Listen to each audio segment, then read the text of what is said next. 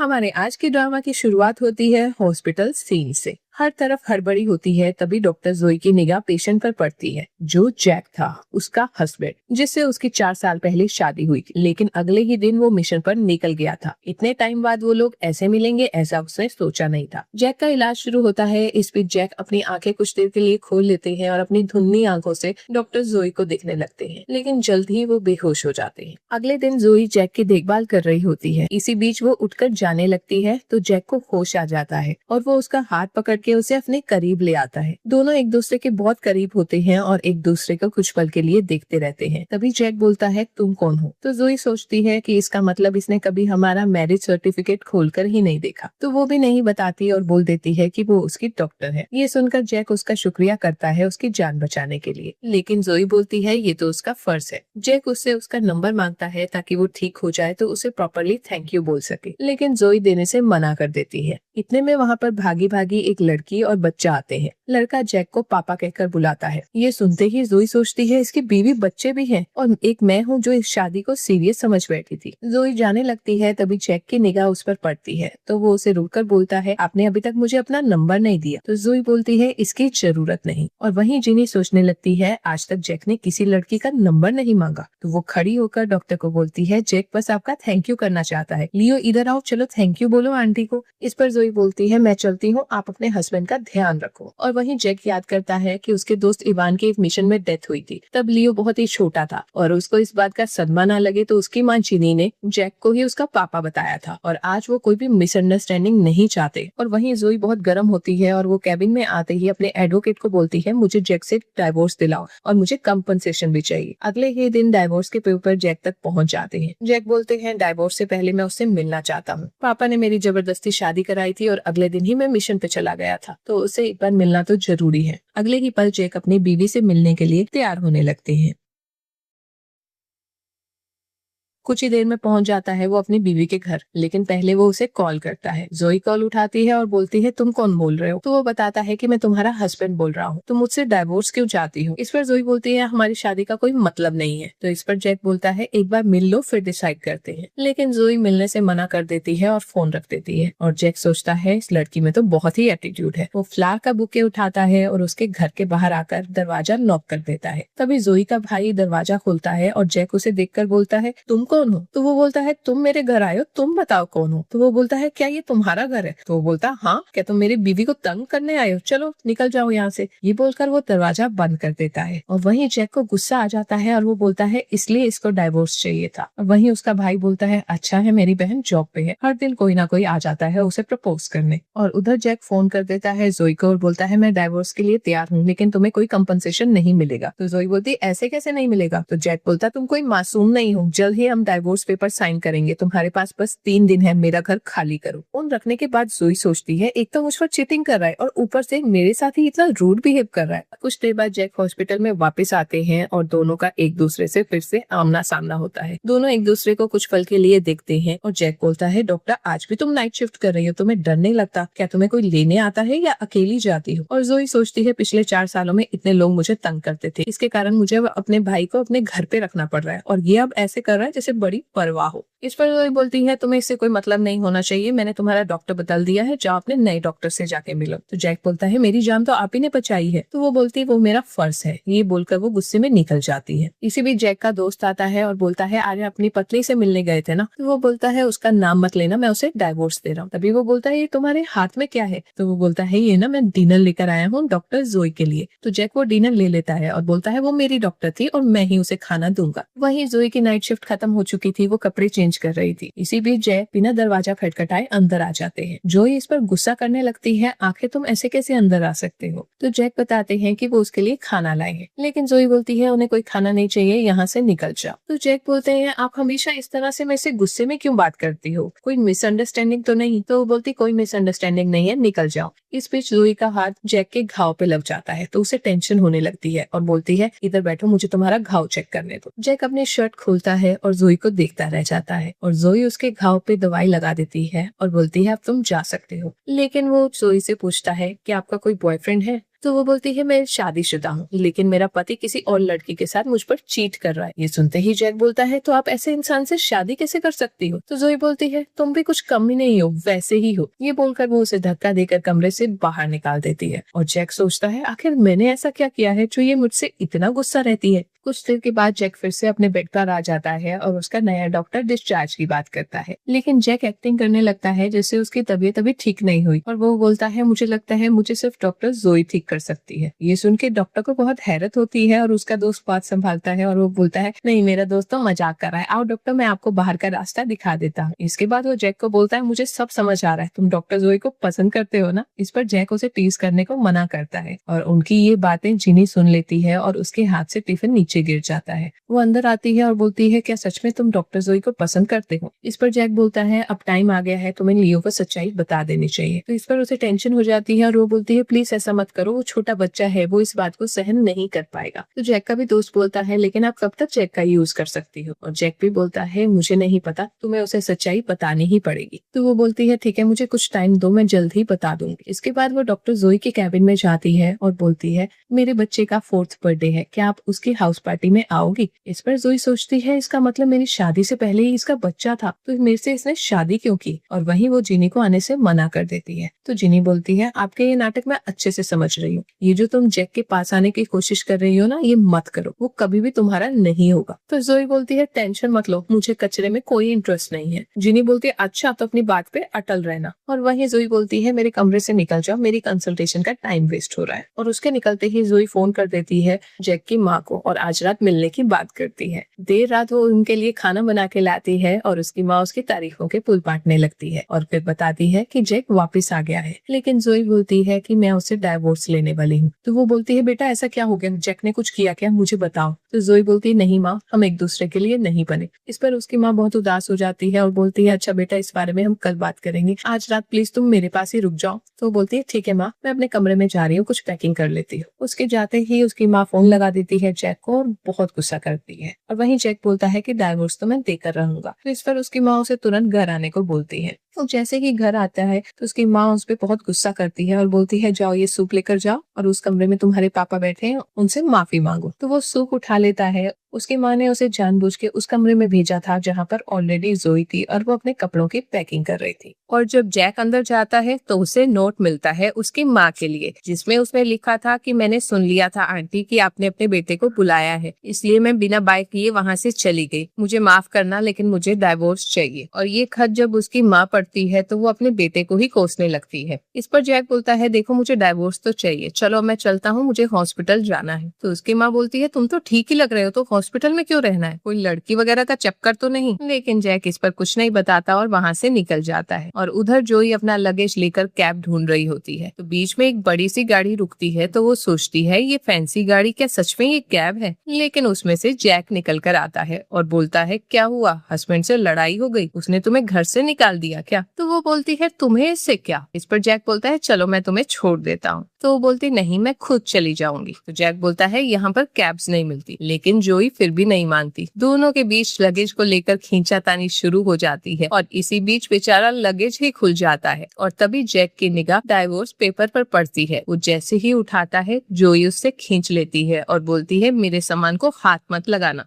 जोई जाने लगती है तो जैक उसे रोक लेता है और उसे जबरदस्ती गाड़ी में बिठा देता है और बोलता है इस तरह अकेले जाना ठीक नहीं, मैं तुम्हें छोड़ दूंगा। वहीं जोई को गुस्सा आ रहा होता है और वो मैसेज कर देती है कि कल की डेट फाइनल है, मुझे डाइवोर्स चाहिए। कुछ देर के बाद वो अपनी दोस्त के घर पहुंचती है और उसको सारी बात बताती है। तो वो बोलती है तो तुम्हें घर छोड़ने की क्या जरूरत थी, एक तो वो तुम पे चीट कर रहा है, घर तो तुम्हारे नाम कर ही सकता है। तो जोई बोलती नहीं मुझे कुछ नहीं चाहिए, मुझे बस डाइवोर्स चाहिए। लेकिन उसकी दोस्त बोलती मुझे तो अगर उसकी मिस्ट्रेस और बच्चा मिल जाए ना, मैं तो उन्हें ऐसा सबक सिखाऊं ना। लेकिन पता है एक बात की मुझे बड़ी दिलचस्पी हो रही है, जब जैक को कल पता लगेगा कि तुम ही उसकी बीवी हो तो वो तो शॉक्ड ही रह जाएगा। अगले दिन जोई पहुंच जाती है डाइवोर्स लेने, लेकिन जैक का कोई अता पता नहीं था। थोड़ी ही देर में जैक पहुंचता है तो उसे जिनी की कॉल आ जाती है और वो बोलती है मैंने सुना है कि तुम्हारे पेरेंट्स तुम्हें फोर्स कर रहे हैं तुम्हारी बीवी के साथ रहने को। तो वो बोलता है ये मेरा फैमिली मैटर है। तो इस पर वो पूछती है वैसे वैसे तुम अभी हो कहाँ? तो वो बोलता है मैं अपनी बीवी से मिलने आया हूँ। लेकिन जेनी ये नहीं चाहती थी तो वो जानबूझ के बहाना लगा देती है कि लियो बहुत बीमार है। इसके कारण बेचारा जैक मजबूर हो जाता है और जोई को बोल देता है कि आज वो नहीं आ पाएगा। और वहीं जोई का दिमाग खराब होने लगता है क्योंकि उसने अपनी शिफ्ट तक चेंज करा दी थी इस डाइवोर्स के लिए।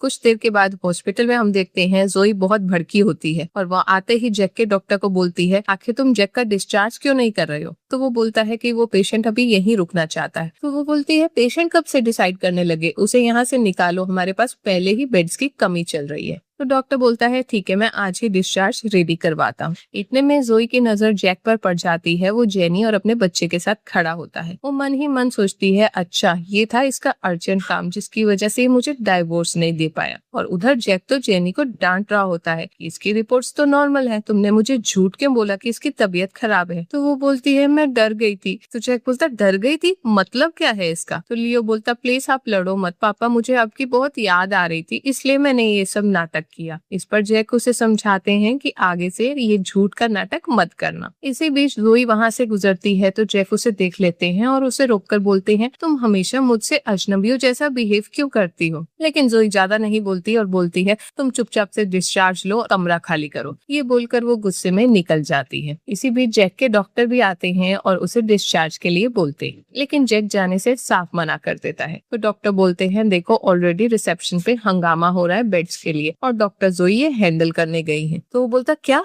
डॉक्टर जोई अकेली चली गई हंगामा हैंडल करने के लिए? और वहीं रिसेप्शन पे एक आदमी लड़ाई कर रहा होता है क्योंकि उसकी माँ को एडमिट नहीं किया जाता। तो जोई उन्हें समझाती है कि हॉस्पिटल में बेड अवेलेबल नहीं है, लेकिन वो आदमी कहता है आप झूठ बोल रही हो और वो अपना एक चाकू निकाल लेता है और डॉक्टर को धमकाने के लिए उसके पास आने लगता है। इसी बीच जैक आ जाते हैं जो उसे धक्का मार देते हैं और वो जोई से पूछते हैं तुम ठीक तो हो? जोई हाँ बोलती है, लेकिन इतने में वो आदमी फिर से हमला कर देता है जिसकी वजह से जैक को थोड़ी सी खरोच भी आ जाती है। तभी जैक का दोस्त आकर उसे संभाल लेता है। थोड़ी सिचुएशन नॉर्मल होने के बाद जोई उस आदमी के पास जाती है और बोलती है साइड वाली हॉस्पिटल में बेड खाली है, ये मेरा रेफरेंस कार्ड ले जाओ, तुम्हारी माँ को एडमिशन मिल जाएगा। जैक उसे बोलता है क्या अब देखते रह जाओगे, थैंक यू कौन बोलेगा? तो वो शुक्रिया कर देता है डॉक्टर का। और इसके बाद जोई जैक को बोलती है चलो मेरे साथ। कैबिन में आके जोई जैक के चोट पर दवाई लगा रही होती है और जैक बोलता है देखा अब तो मुझे चोट लग गई, अब तो मुझे डिस्चार्ज नहीं मिलेगा ना? तो जोई हंसने लगती है और बोलती है तुम कैसे मर्द हो, इतनी छोटी सी चोट पे तुम्हें हॉस्पिटल में रहना है? तो इस पर जैक उसके करीब जाता है और बोलता है मैं कैसा मर्द हूँ ये तो तुम्हें रात गुजार कर ही पता लगेगा।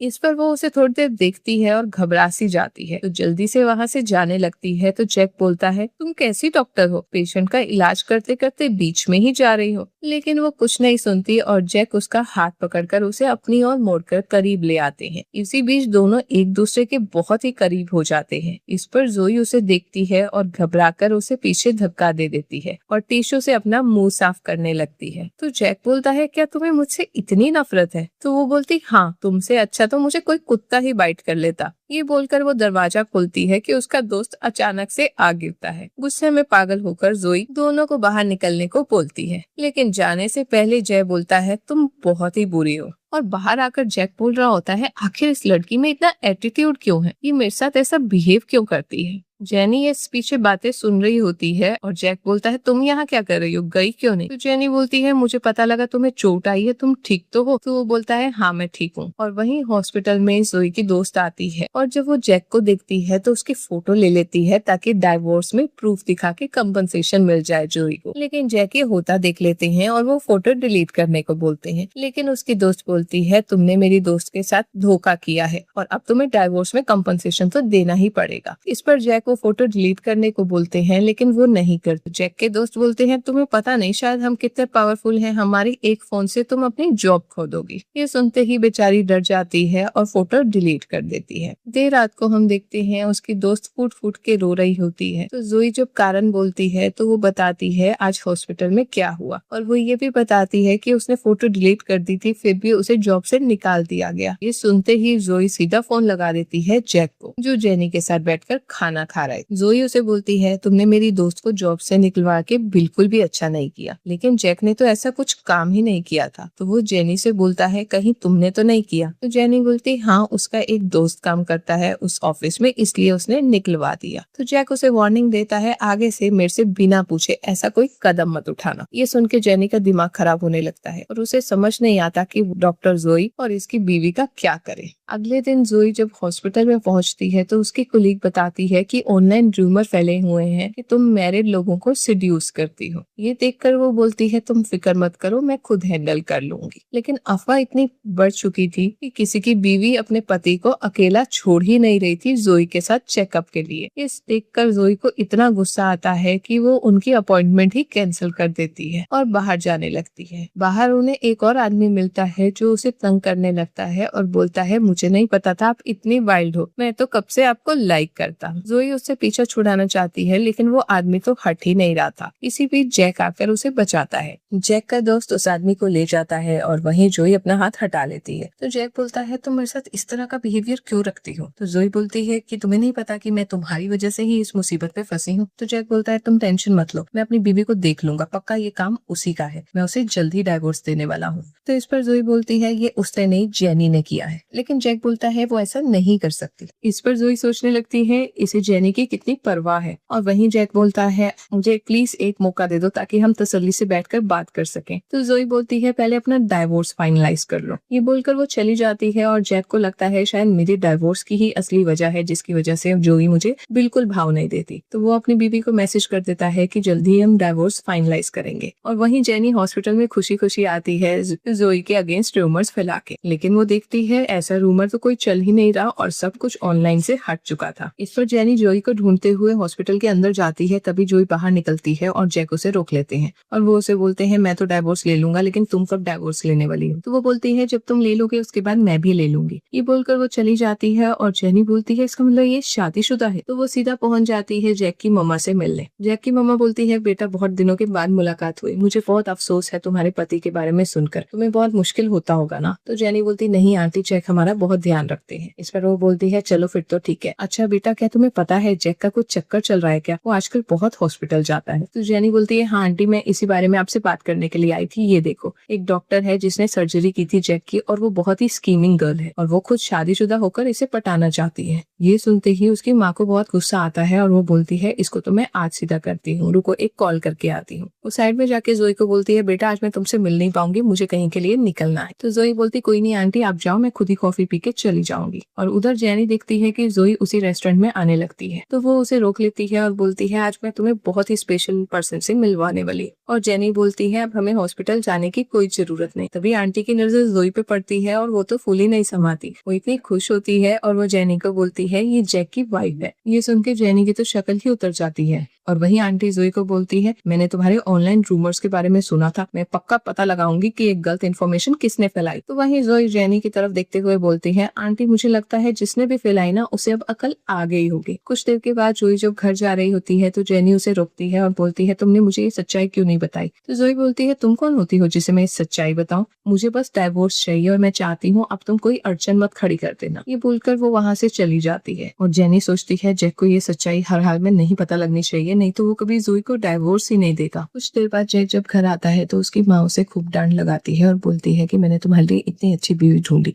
और तुम उस डॉक्टर के लिए उसे छोड़ रहे हो। तो वो बोलता है आपको कैसे पता लगा। तो वो बोलती है उससे कोई फर्क नहीं पड़ता। जैक वही मन ही मन सोचता है ये पक्का मेरी बीवी का काम है, डाइवोर्स का नाटक कर रही और वही मेरी माँ को भी मेरे अगेंस्ट भड़का रही है। अगले ही पल वो अपनी बीवी को कॉल करता है और बोलता है मेरी माँ को भड़काना बंद करो। तो इस पर वो बोलती है मैंने तो ऐसा कुछ नहीं किया, मेरे पास फालतू टाइम नहीं है, तो मुझे डाइवोर्स का बताओ। तो वो बोलता है ठीक है आज ही हम डाइवोर्स लेते हैं। और वहीं जेनी जब वॉक कर रही होती है आंटी की उसको कॉल आती है और वो बोलती है जैक आज ही डाइवोर्स लेने वाला है अपनी बीवी से उस डॉक्टर के लिए, क्या तुम मुझे एक बार उस डॉक्टर से मिलवा सकती हो। तो वो बोलती है हाँ आंटी मैं कुछ करती हूँ। फोन रख के वो सोचती है मैं इन दोनों को मिलने नहीं दे सकती, नहीं तो बहुत बड़ी प्रॉब्लम हो जाएगी। तो वो अपने बेटे से मदद मांगती है और पहुंच जाती है जोई से मिल। जोई लेट हो रही थी तो वो बोलती है बस 2 मिनट कुछ बात करनी है। वो उसे एक रेस्टोरेंट में ले आती है जहाँ पर उन्हें ड्रिंक्स भी सर्व होती है। जेनी कुछ खास बात नहीं कर रही होती तो जोई बोलती है मैं लेट हो रही हूँ। वो जाने लगती है, लेकिन इतने में लियो वो ड्रिंक पी चुका था और उसे एलर्जिक रिएक्शन होने लगता है। वो उसे देखती है तो जल्दी से हॉस्पिटल कॉल लगा देती है। अगले ही पल वो हॉस्पिटल में होता है और दोनों बाहर उसका वेट कर रहे होते हैं। तभी जैक आता है तो जेनी उसको देखकर भागे भागे उसे गले से लगा लेती है और रोने लगती है। जोई उसे गुस्से में देखती है और बोलती है अपने बच्चे का ध्यान रखा करो।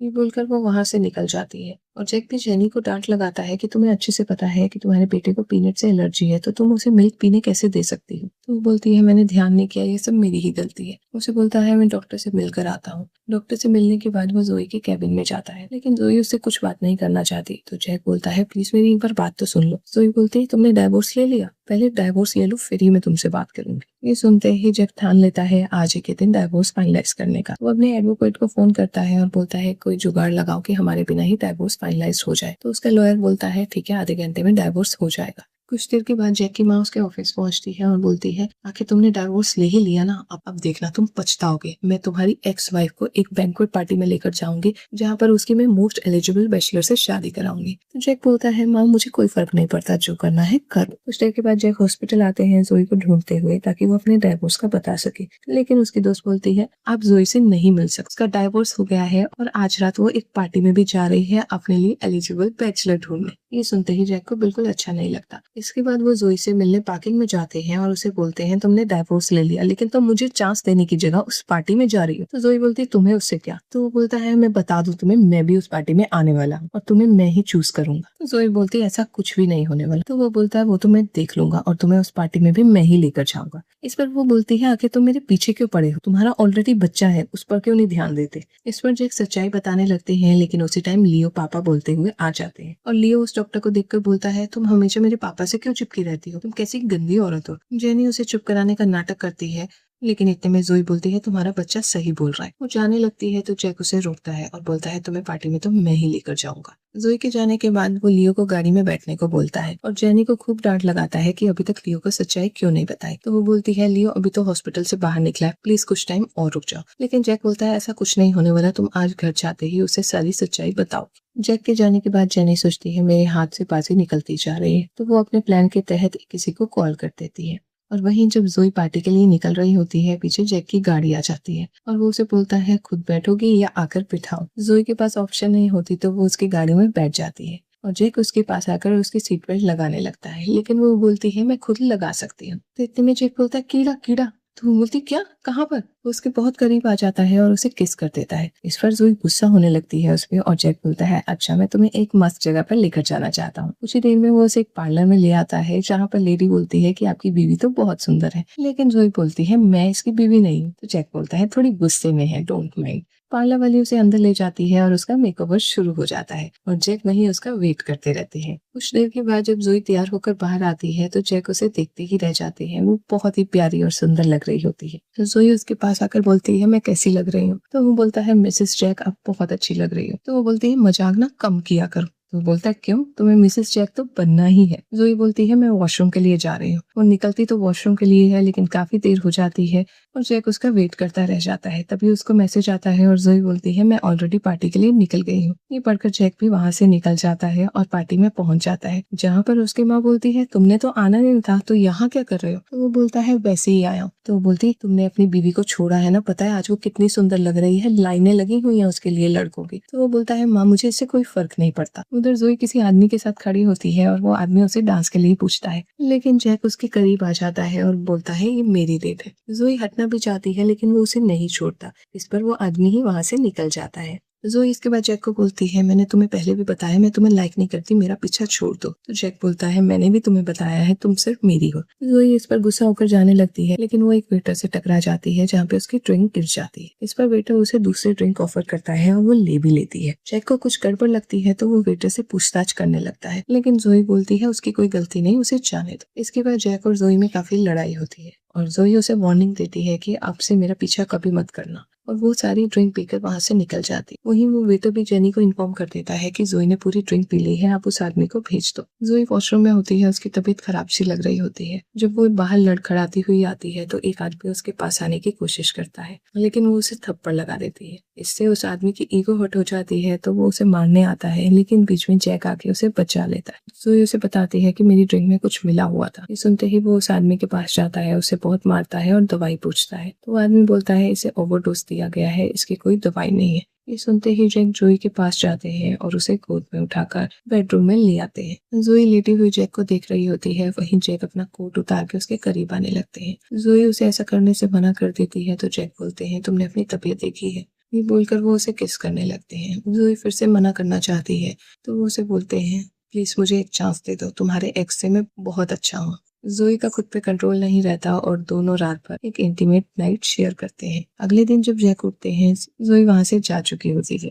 लेकिन जैक बोलते हैं तुम मुझसे भाग नहीं सकती। इतने में उनकी दोस्त की कॉल आती है और वो बताते हैं तुम्हारी एक्स वाइफ और कोई नहीं डॉक्टर जोई थी। ये सुन के जैक को भी धक्का लगता है और वो जोई को कॉल करने लगते हैं तो उन्हें पता लगता है उसने ब्लॉक कर दिया है। और वहीं जेनी अपने आदमी से पूछती है जोई का क्या बना, तो वो बोलते हैं हमें पता ही नहीं लगा वो उस रात पीने के बाद कहाँ चली गई। इस पर जेनी बोलती है तुम लोगों से कुछ नहीं होगा, मुझे ही कुछ देखना पड़ेगा। उधर जैक अपनी माँ के पास पहुंच जाते हैं और उन्हें सारी सच्चाई बताते हैं। तो माँ उसे बहुत डांट लगाती है और बोलती है मैंने बोला था एक बार अपनी बीवी से मिल लो, वो बहुत अच्छी है, देखा आप पछता रहे हो ना। तो जैक बोलता है हाँ माँ, अब से तुम जो बोलोगी मैं वही करूंगा, बस एक बार मेरी उससे बात करा दो, उसने मुझे ब्लॉक कर दिया है। तो उसकी माँ बोलती है ठीक है, लास्ट टाइम तुम्हारी मदद कर रही हूँ। तो वो कॉल लगा देती है जोई को और उसे बोलती है डिनर पार्टी के लिए मिलते हैं। तो जोई भी हाँ कर देती है। रात को वो डिनर के लिए जाती है तो सोचती है आंटी को सच्चाई पता तो नहीं लग गई, लेकिन इतने में जैक आ जाते हैं और बोलते हैं मुझे सब पता लग गया है। इस पर जोई बोलती है हमारे बीच अब कुछ नहीं है। तो जैक बोलता है अच्छा चलो एक डिनर तो तुम मेरे साथ कर ही सकती हो। तो वो बोलती है ठीक है, सिर्फ लास्ट डिनर होगा ये। तो दोनों डिनर करने बैठ जाते हैं और इसी बीच जैक अंगूठी निकालते हैं और बोलते हैं ये मैंने पार्टी से पहले ली थी तुम्हें प्रपोज करने के लिए, प्लीज मुझे एक मौका दे दो। लेकिन जोई बोलती है तुम ऐसे कैसे कर सकते हो, तुम्हारी ऑलरेडी बच्चा है जेनी के साथ। तो वो बोलता है वो मेरा बच्चा नहीं, वो मेरे बेस्ट फ्रेंड इवान का बच्चा है। जिस दिन हमारी शादी हुई उस दिन मैंने मिशन पर जाना था, लेकिन मेरी जगह इवान चला गया जहाँ पर उसकी मौत हो गई। मुझे दोबारा मिशन में जाना पड़ा और मैंने सोचा था ये सब मैं तुम्हें बाद में एक्सप्लेन कर दूंगा। वही इवान ने मेरे से वादा लिया था कि मैं उसकी फैमिली का ध्यान रखूंगा। लियो बहुत ही छोटा था, उसे हर्ट ना हो तो उसकी माँ ने मुझे ही उसका पापा बता दिया। मेरा उसके साथ कोई भी रिश्ता नहीं है। ये सुन के जोई को बहुत अच्छा लगता है क्योंकि हो ना हो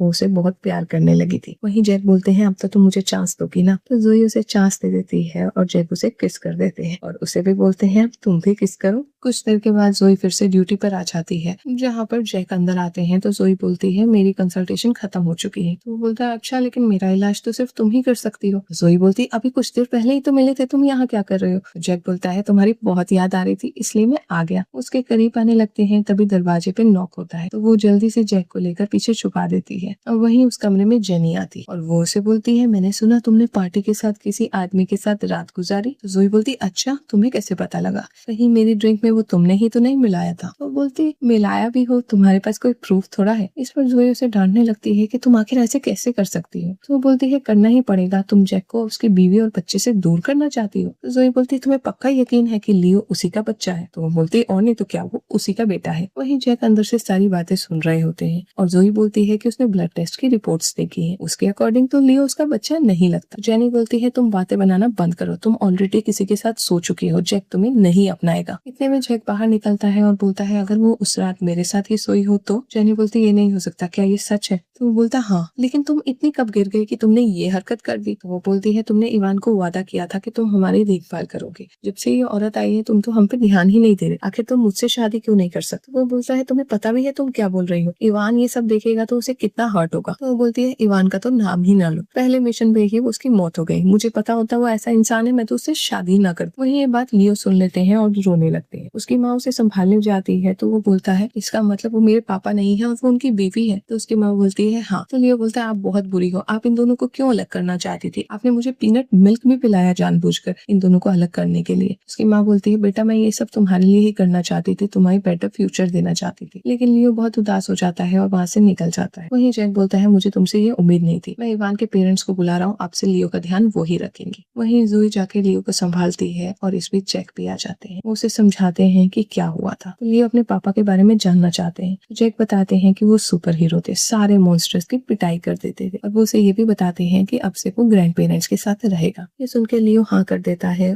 और जैक को माफ भी कर देता है। देर रात को जैक और जोई अकेले खड़े होते हैं। जैक उसके लिए कॉफी लाते हैं और वहीं जोई बोलती है, मुझे नहीं पता था तुम इतने नर्म दिल भी हो सकते हो बच्चों के साथ। तो इस पर जैक बोलता है, वैसे इससे ज्यादा जेंटल तो मैं अपने बच्चे के साथ होऊंगा, क्या बोलती हो, कर ले। तो वो बोलते, अभी भी तुम मेरे एक्स हस्बैंड हो। दोनों इसी नोकझोंक के साथ एक दूसरे को अपना लेते हैं और उनकी लाइफ से सारी मिसअंडरस्टैंडिंग छूमंतर हो जाती है। तो हमारी आज के ड्रामा की कहानी यहीं पर खत्म होती है।